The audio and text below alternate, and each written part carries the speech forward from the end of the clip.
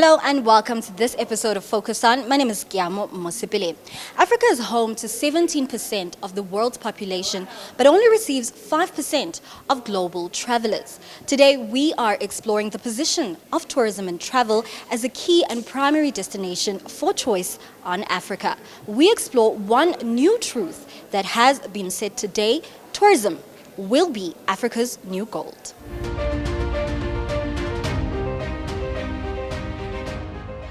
We've wrapped up today's proceedings, which looked at the position of travel and tourism in Africa, and yourself as the European House Ambrosetti. It was a pan-African representation of a number of tourism ministers. Taking a look at all that has been shared today, what do you think the direction of travel and tourism is looking like for Africa? Yeah, thank you so much for coming to the event on the margins of the G20 Tourism Ministerial Meeting under the presidency of South Africa. We are very proud about the path we are following also with MSC Cruises, which is the host, and us as a leading think tank.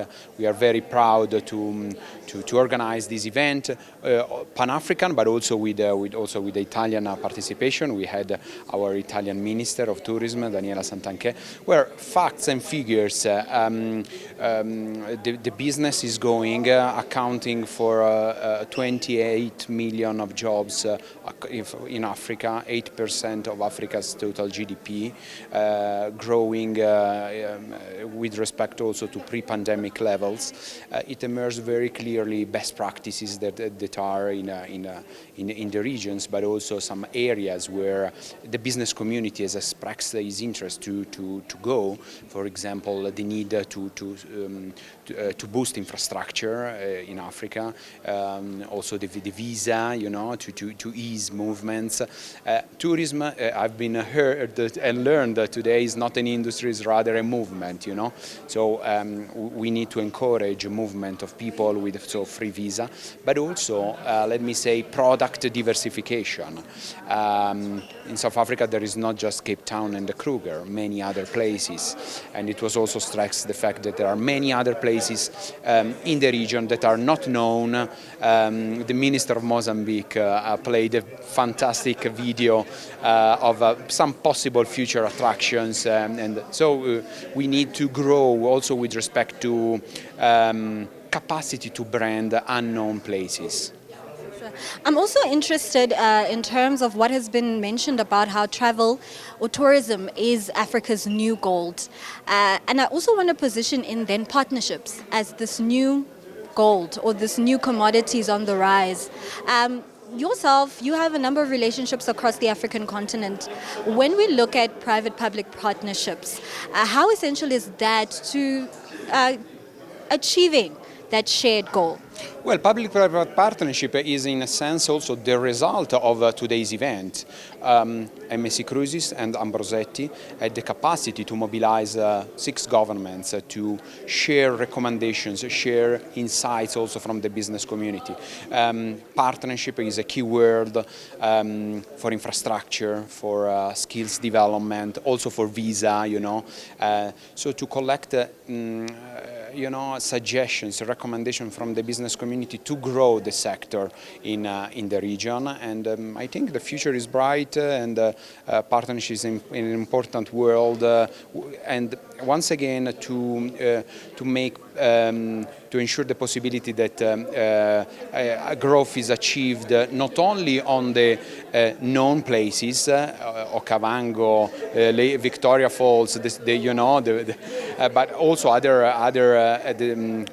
regions that are maybe underrepresented at the international level. We are here at a gathering of a number of tourism ministers across the African continent, delving into the position of Africa as a primary destination of choice and the importance of tourism and travel as a lever for growth. You come off the priorities for tourism in South Africa and Africa panel.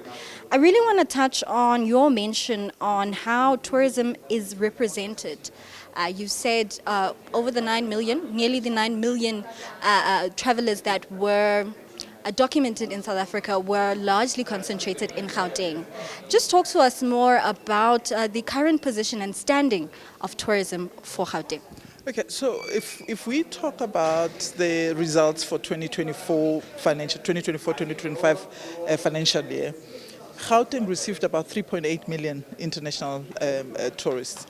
And with that came in tourism receipts, like from a revenue point of view, we're sitting at 41 billion revenue that has been generated through tourism. So it's an important effect to actually say. And the reason why I said that in the conversation is when, as part of the studies, showed that a lot of people who came into South Africa or who come to South Africa, they only know Cape Town and Kruger. And for that, I think it's for us as Gauteng is how do we then begin to tell our story and market our destination as a tourism, business events destination, but also as a trade and investment, destination. Growth, where it's going to come from, we know that there are certain markets that we've identified. Markets such as India and China are important markets for us as well. And what we need to unlock those, it's things like your airlift capacity, which was spoken about in there. How do we get direct flights from these destinations into Gauteng? So those are some of the things that we are really fixated on as a tourism destination. Sure. But also expanding on the statement you made, you said a number of travelers are also coming in from the African continent, and linking also the end of your question or your answer rather, where you made mention of the intricacies behind air travel and ensuring that we have the free access and movement of people. When we look at the infrastructure question, are there any interventions you can speak to that are ensuring more Africans get to travel in and out of Africa? So as Gauteng Tourism Authority, we lead the Gauteng Air Access work with multiple stakeholders. The airport company South Africa. We've got Lanseria as well. We've got Ekurhuleni where the airport is. We've got South African Tourism, as well as the association that works with airlines. And the purpose of the Air Access Committee is actually to look at ways to attract new airlines, direct airlift capacity into the destination, not just people, but also cargo. But most importantly, where we've got flights, coming in, how do we ensure that we actually increase frequency into the destination? That becomes very important. But also the issue around infrastructure, it's not about just airlift capacity from various markets into the destination. When people are here, is our destination connected? So for example, when you land at OR Tambo, we've got the privilege of having the likes of your Gautrain, where you can just hop onto Gautrain and it takes you to various economic nodes in our destination. And I'm sure you know that there is the expansion plan of Gautrain. It's at an advanced stage, which is good for us. It's going to obviously go through and link Lanseria as well and other parts of our destination. But also ground transport, like tour operators, the cars, the roads, the buses, public transport is an important factor to ensure that when people are here, we can actually capture them. They can actually see the beauty of the province, but experience various destinations within Gauteng, because we've got 5 corridors. We have to ensure that these corridors are integrated, and transport infrastructure plays an important role. But other infrastructure, like we were saying in our discussion, that technology and digital infrastructure plays an important role as well, whether it's when travelers are booking or whether they're seeking information on what to do in Gauteng or where to invest or where the business opportunity. So those are some of the things that we've got to look at when we talk to infrastructure, not necessarily just brick and mortar stuff, but other enabling infrastructure to ensure that we can grow. There was a lot of mention on the potential of tourism, on it arguably being the new gold for Africa and the rest of the world. You gave us a screenshot or a snapshot of the 10 key priorities for travel and tourism in Africa. What is your key takeaway on some of the then feedback you got from today? Sure, it's a very detailed question. I think a lot of what we got back was the collaboration that the ministers of the various countries are looking at as well. It was quite refreshing to see that part of my presentation had been sort of adopted as well by the Minister of Tourism from Angola, which definitely demonstrates that we're all starting to sing from the same hymn sheet, and that we're starting to look to tourism to be our growth for the next 10 years and to take us out of the challenges we face from a poverty perspective and an unemployment perspective. I think it is is the new gold for us as Africa. It is an untapped market, and I think we've got every opportunity to grow exponentially if we do the right things now.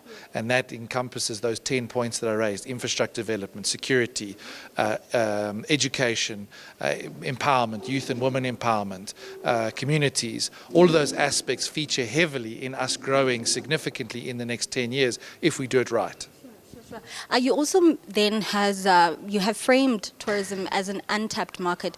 When we look at the position of it in relation to governance, in relation to other key priorities that are happening on the African continent, do you feel tourism is taking its rightful position? Yes, I think there are definitely talks about it, but I think it's something that is an intangible. You can't mine it, you can't grow it. It's got to happen organically, and it's got to happen through the community. So I think there is a lot of talk about it, but it's about fostering that into the natural resource that grows the tourism sector. So you talk about, it's the lowest industry for barrier to entry, in my opinion, in relation to people coming in. You don't need a qualification, you don't need a big capital base to be a tourist in the tourism sector. So bring people in, but you're not going to see like the tangible space where you've taken 10 ounces of gold out of the ground. You're going to see it in the volume of people coming in, and you're going to see it in the manifestation of the economic growth within the sectors that we serve. Another mention or another golden thread that really picked out from a number of conversations was Brand Africa and the narratives or influence around how Africa is received towards the rest of the world. You made a bit of a mention on what can be done, but going forward, what is your recommendations on how we can further sell Africa as the primary destination of choice? It's a twofold solution. We need to start talking about Africa at a global level in a positive term. We need to start showcasing what we can offer, and then on the second major point is then to deliver on what we've spoken about. So when we go and advertise ourselves, our brand as Africa, what we have, what our resources are, what we can achieve, the people, the friendliness, is that it must be backed up by the actions that take place to demonstrate that, because that is the only way to reinforce the message, because we wanted to dispel the negative narrative that exists about Africa, and we need to start looking at the positives of what can be achieved if we are good at our marketing strategy and telling people what we have, because we have some of the most diverse foliage, fauna, flora, birds, people, friendly, that we have to start advertising that positivity, not the negative aspects. And that's how we wrap up this episode of Focus On, exploring Africa as a primary destination of choice for global travel. From me, Kiama Mosipele, and the rest of the CNBC Africa team, it's goodbye for now.